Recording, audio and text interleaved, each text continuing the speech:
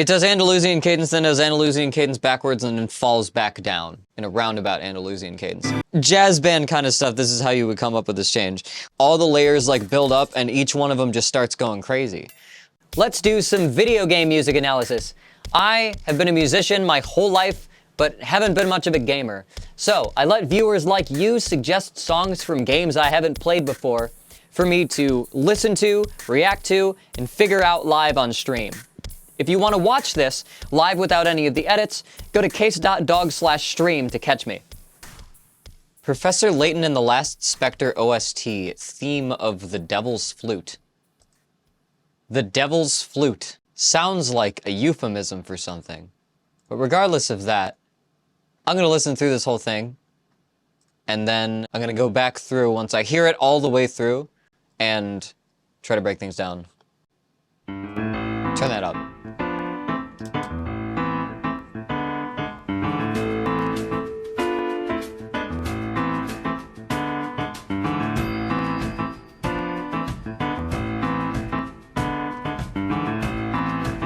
Yeah, that's just a two-handed piano part.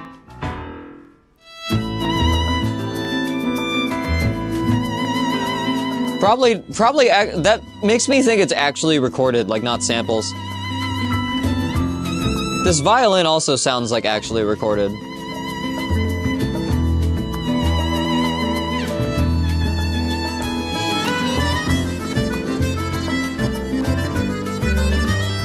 Okay. There's a lot of, like, specific flavor to this.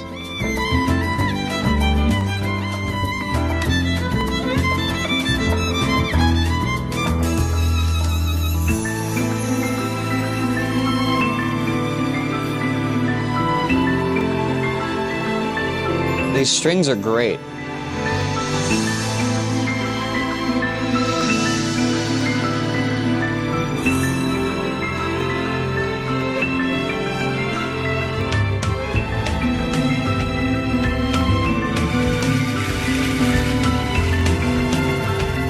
Okay, now there's like more percussion.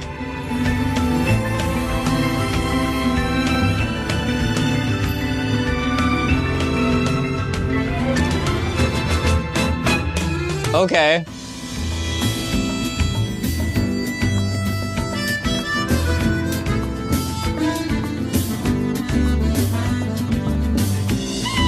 The instrumental, like, solo parts are great.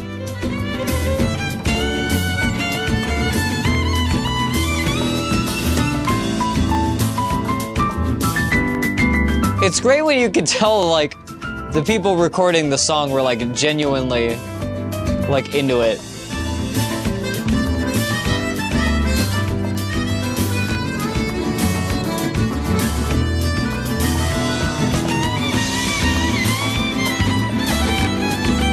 I'm hearing a lot of, like, modulations and changes where the key center is.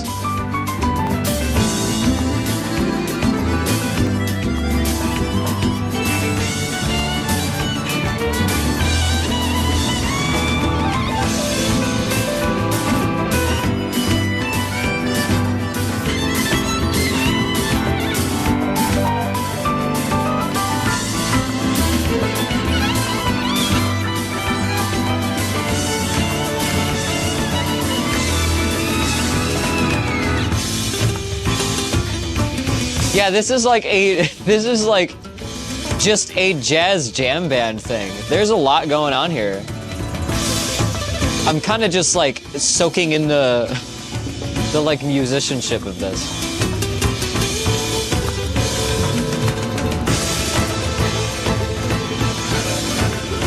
Let's get more intense.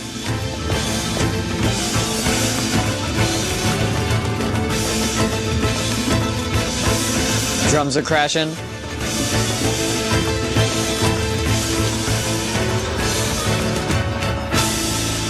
Okay. That's crazy impressive.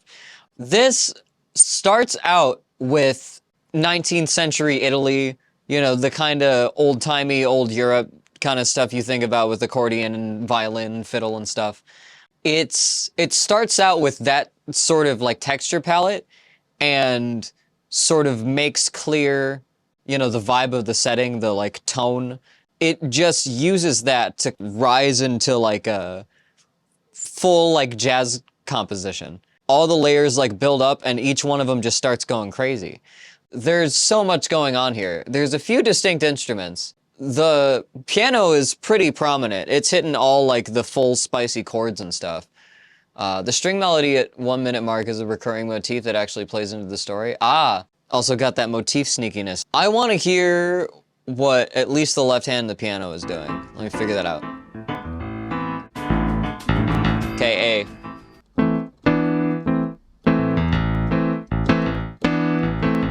I think it's doing that. Okay, it changes both times. I think it does that. I think it goes up and then down after. And then goes up, higher.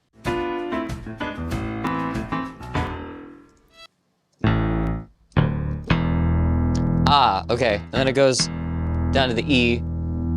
So it goes down to its fifth. And I think it jumps right back into A.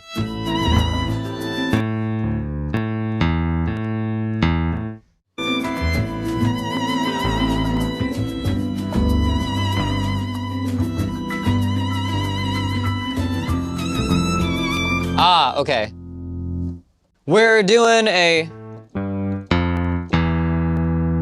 This would be a 1, 7, 6, 5, or... You could say we're not in A anymore, but we're doing an Andalusian cadence on E.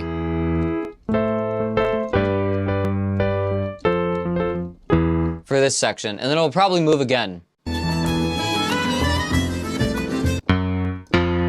Okay, yeah, now we go to F.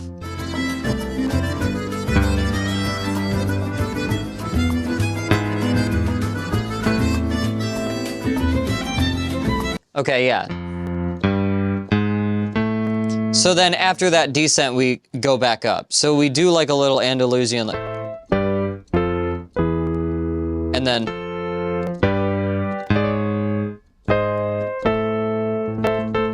rise up.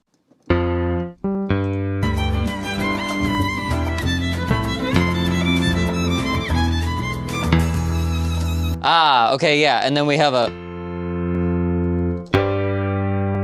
climbs up to 7. It should sound like it goes back to 1 like it does before, and then moves back down into 6, which is called the deceptive cadence.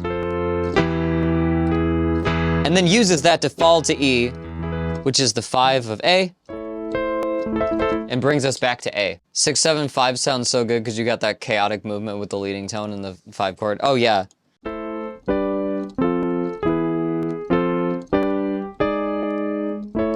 When it adds in that extra,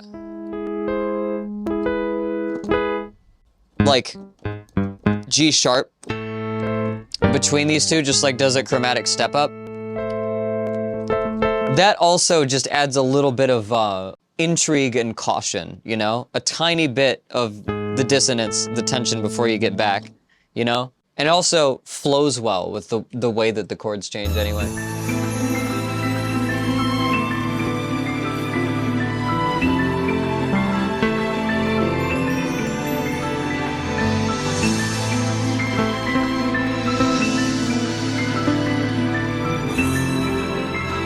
The hell are the roots here? Okay. So now we have...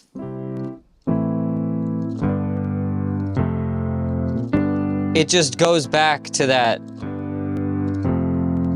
somebody I used to know, kind of like 17671.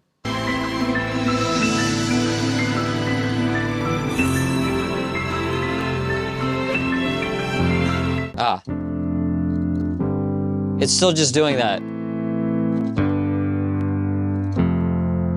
Now, like, everything is just building over that. And what is that transition? That just sounds like F to E to me.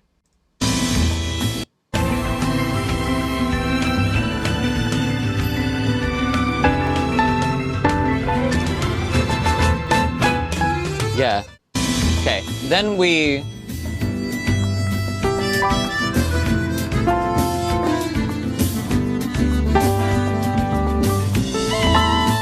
Yeah, then we just 17671. Ah, occasionally it does. Hits that extra interval and changes what the 6 is. Okay, yeah. Okay, so jazz band kind of stuff, this is how you would come up with this change. Like, it's pretty much just a simple 1, 7, 6, 7, 1. But the second time over goes 1, 7, and then changes the minor 6 that it jumps to a major 6. And uses it to spell out an F sharp. So it specifically, it pays attention to the chord function of that when it moves down. Switching from minor 6 to major 6. And then skipping over F to get to E. That's really interesting to me, because it could have just done the Andalusian cadence down. But like, I would expect if it's going to go to there, it would land on, or something like that. But it goes to E. These chord changes are really simple. It's doing some extra jazzy stuff on top. And I think it just...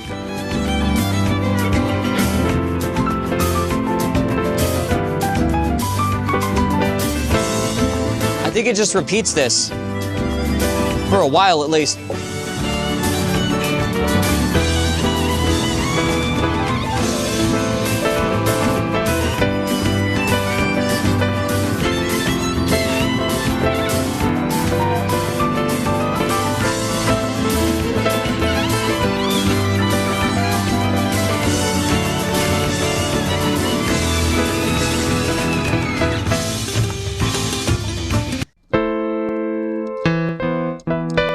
Yeah, and then it goes back to the AE thing.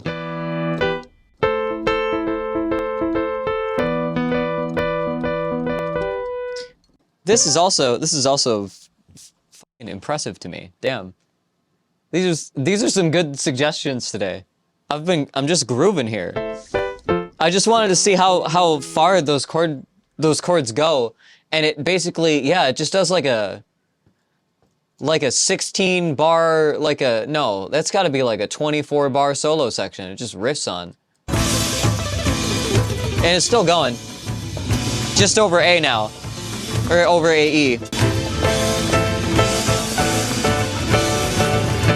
This song makes use of 2 chord progressions through the whole thing, and tweaks them a little bit.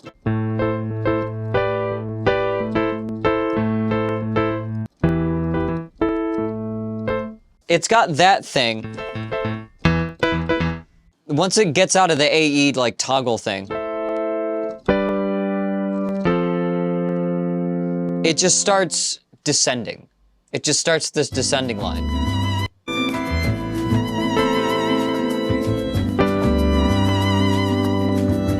You go 1 to 7, to 6, to 5.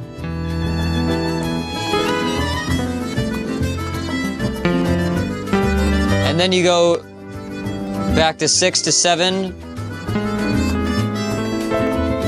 and then to sharp 7 and then 1.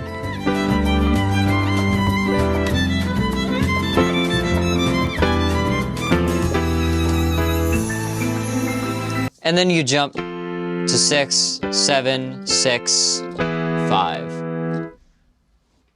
And that's just a really simple chord progression. You're not moving, it's like moving linearly. That's basically an Andalusian cadence. And then when it ends on this bottom part, it just climbs back up.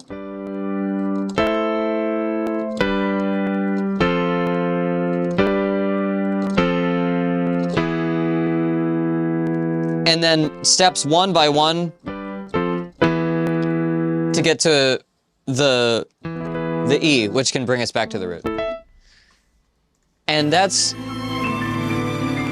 economic chords. Really easy when you have a lot of musicians to get the hang of, like, it's just doing this. It does Andalusian cadence, then does Andalusian cadence backwards, and then falls back down in a roundabout Andalusian cadence. And then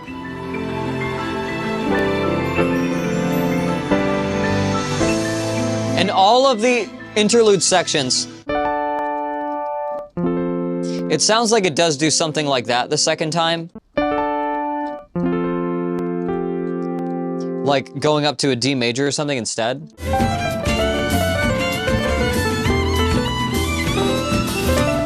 The key to this is when it's mostly staying in A minor.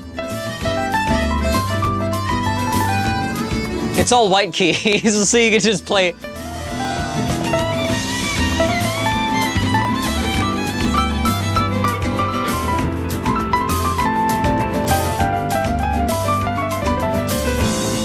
Yeah, that's just a really easy thing to follow.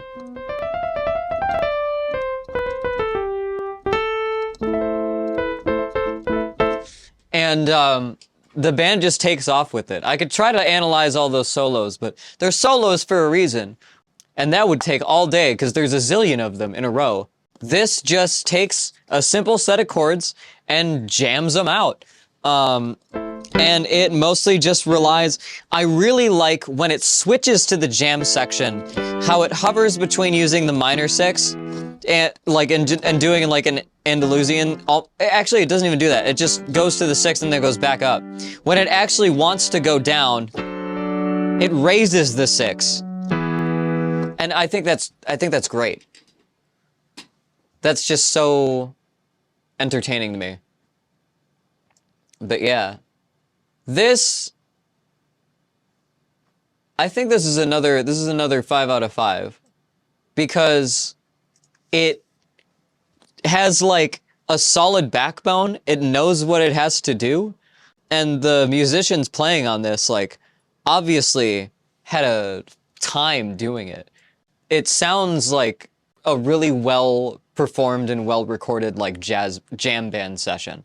And if somebody composed all these individual parts and like sent them out to musicians and they played it, then that's awesome too.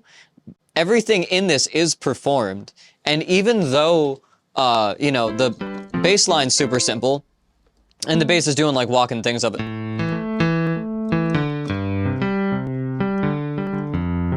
the bass line's walking up and down and doing its thing, but still following the main like harmonic movement of it. It's simple, but it allows so much to happen around it that it never gets stale, and they're always tweaking it.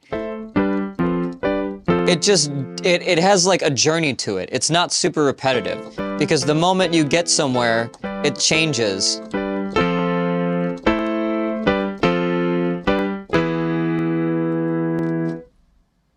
But yeah, I like what this song does. I like the simple ways that it makes it interesting, and makes it stay fresh while still not altering the trajectory of everything and keeping it like in one place. And just the use of the dynamics and the blending in and out different layers almost hides the fact that it's just doing that most of the time. So it's great. This is another 5 out of 5 for me. I like this. Who did this soundtrack? Are they a jazz pianist? 'Cause damn. Tomohito Nishiura. Okay. That's the first I've heard of that composer. That was Professor Layton in The Last Specter, theme of the Devil's Flute. All right, how do you think I did? If you like the analysis, hit like. If you want to see more stuff like this in the future, hit subscribe and the bell to make sure you see when new videos go up. Let me know what you think. Is there anything you think I missed? Let me know in the comments. I would love the feedback. If you want to catch me doing this live without any edits, just figuring things out as I go, you can check out case.dog/stream and see when I'm live. And if you want to submit a song yourself, you can check out my Discord channel for it at case.dog/VGM. I'll see you next time.